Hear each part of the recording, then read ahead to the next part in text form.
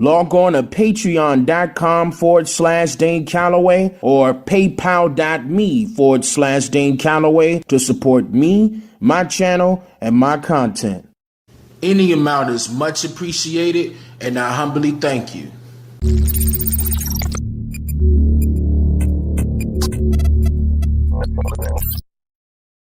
According to the IRS, governmental records and other identifying documents indicates that well over 90 million tax-paying U.S. citizens are overpaying their income taxes each year. Typically, this happens because you're having too much taken out of your paycheck each period. These taxpayers are who Uncle Sam loves, and not only that, so does the taxpayer's employer. Those extra dollars are literally a free loan towards the federal government.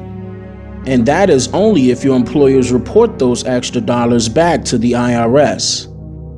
Millions of taxpayers would just simply trust that their employers are accurately following federally regulated protocol. But according to private investigative researchers and many politicians, this regulatory compliance tends to be circumvented by many employers, and in most cases, on a monthly basis. Now you might be wondering why. Well, I will state a two-part answer to this question. First, I must make mention of how most of these, quote, lawful regulations are disingenuously implemented into effect merely under the color of law. For example, I recently crafted a poll to my followers on Facebook, inquiring about how many people were truly aware of whom they actually pay their taxes to. Now, I am more than sure that your answer will be the IRS, right? But surprisingly enough, that answer is unknowingly incorrect. This can be confusing and startling to many that have just heard about this for the very first time. So I will elaborate more on this subject right now. Taxpayers that are earning less than approximately $114,000 a year are literally paying their taxes to their employers. Wait, it gets worse. Your employers does have to pay their own taxes to the IRS, but you as the employee must pay that portion as well. Not only that, the employer's portion that you must pay is equal to the exact same amount of the original portion that you're already paying for your own individual taxes from your wages. Tax is regressive because companies just pass the costs on to consumers.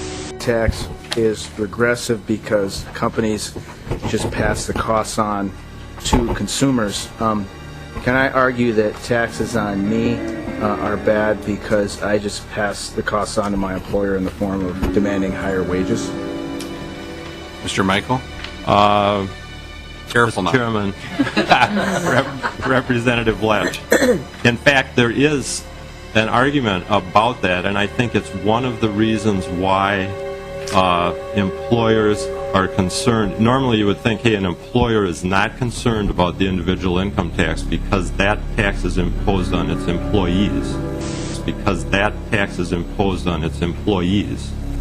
And so therefore, why do they care? Well, they do care to a certain extent because to the extent that labor is mobile and moves from state to state, and they have to attract, and one of the things that they're forced to do is to attract good, skilled labor because that's the way they succeed as a business. And if in fact, one state has a much higher income tax than another state, the only way they can attract labor from a national pool would be to raise compensation to offset the fact that you have a higher income tax. So there's some economic theory that would in fact suggest that what you're saying is true, what you're saying is true, what you're saying is true. Now let's stop it right there so that I may shine a much brighter light on what he just stated here. Employers have numerous payroll tax, withholding, and payroll obligations.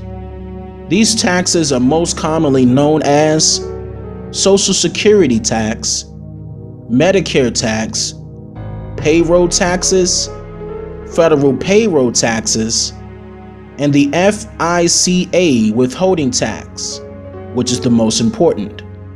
An employer's federal payroll tax responsibilities include withholding from an employee's compensation and paying an employer's contribution for Social Security and Medicare taxes under the Federal Insurance Contributions Act, also known as the FICA. The Federal Insurance Contributions Act is the, quote, federal lawful code managed under the color of law that requires you to pay 3 separate taxes from the wages you pay to your employers. In other words, the FICA is the requirement of withholding from an employee's wages, and as well as an employer's portion of the taxes that must be paid by the employees. Since I've covered the grounds with asphalt, now it's time to mark the pavement so you can see clearly where this road is going. Buckle up. Safety first. The second half of my 2-part answer is pretty simple, straightforward, and definitely the most important part of this segment because it plays a huge, relevant, but so evilly manipulative factor surrounding our everyday lives. There is no law that requires the average American worker in the private sector to pay a direct unapportioned tax on their labor and compensation for services. There is no law. Why do you think you've been able to get away with not paying or filing your income taxes for so long? Well, first of all, I've not gotten away with anything. I'm not hiding from anyone. I'm simply asking the IRS to show me the laws that apparently require me to do these things, and they are suspiciously reticent to answer questions from me, and of course there are millions of other people, many other organizations who have attempted to get answers. They act very suspiciously when asked to simply sit down at the table with the American people and discuss what their obligations are. Rather than pulling up a chair, they pull out a club.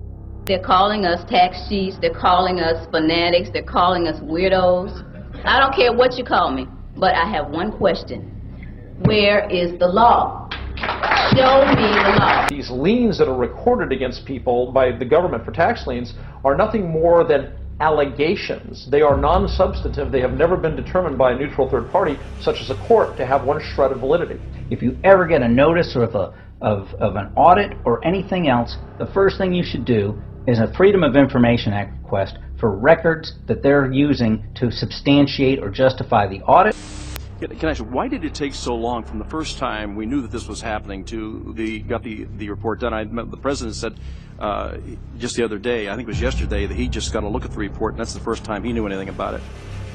Well, first, other than reading it in the papers, I guess. Are you asking how? Yeah. So, have you ever seen that magnitude before? Anything this magnitude? No. It's never come up before. No, it has not. Okay. All right. Thank you, Mr. Miller. Now, you've been on the job for quite some years, but the current job you're in is from November 9th, 2012. So, is that right?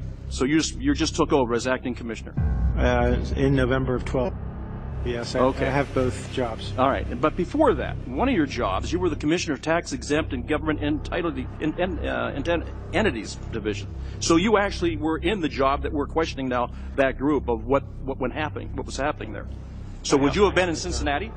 No. You were never in Cincinnati? No.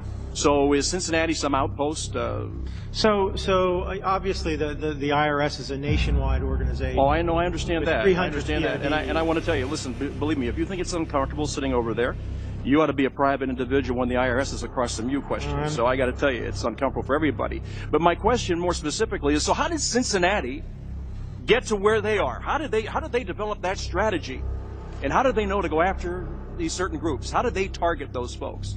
That just a couple rookies just showed up, didn't really know what they were doing. So again, I would point to the TIGTA report on what happened. No, I understand that. I understand that. But I'm hearing these are low-level people that push the wrong button.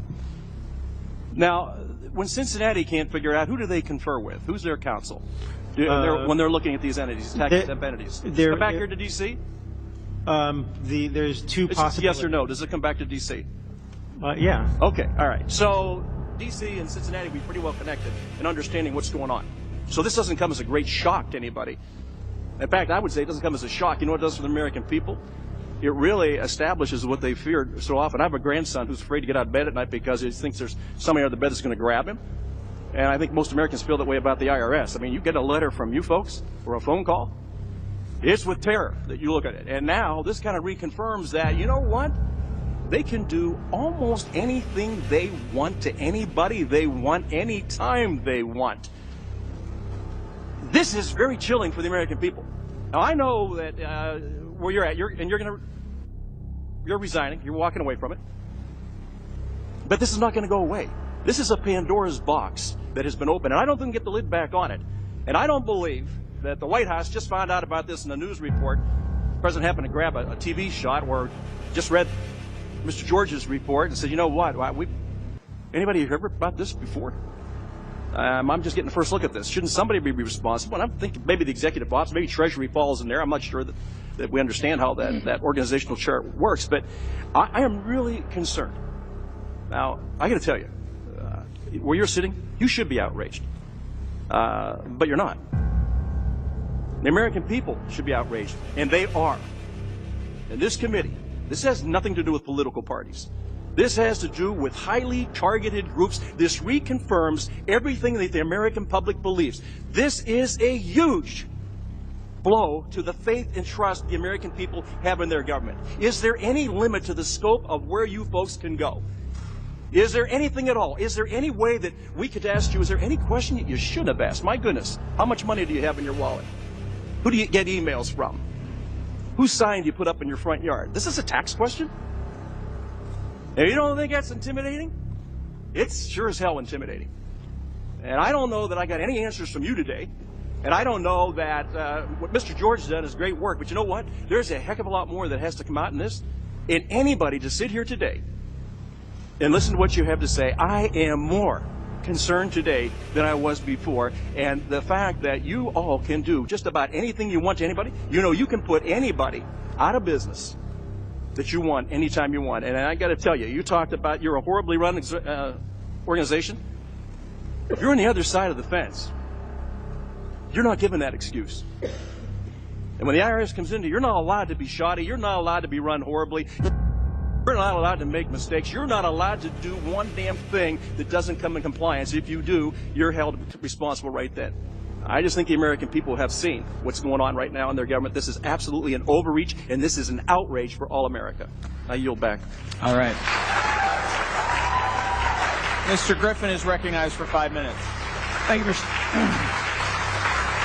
Right. The committee will come to order. I really expected that, of course, there's a law that you can point to in the law book, the code that requires you to file a tax return. Of course there is. Maybe I don't know what it is right then as he was speaking to me, but sure. So naively, I agreed to go off and research it and get back to him. 3.5 months later, I was at that point where I couldn't find the statute that clearly made a person liable, at least not me and most people I know. And I had no choice in my mind except to resign. I had to leave the IRS because I presented evidence that I had accumulated indicating that the agency was violating the law and violating people's rights. And I asked the agency for a response to my sincere concerns. And the answer I got was that they would not respond to my concerns and that they would provide me with the paperwork necessary to tender my resignation. But We the People Foundation for Constitutional Education put a full-page ad in the USA Today on July 7, 2000. And within the body of that ad was a $50,000 challenge for anyone that could show the law.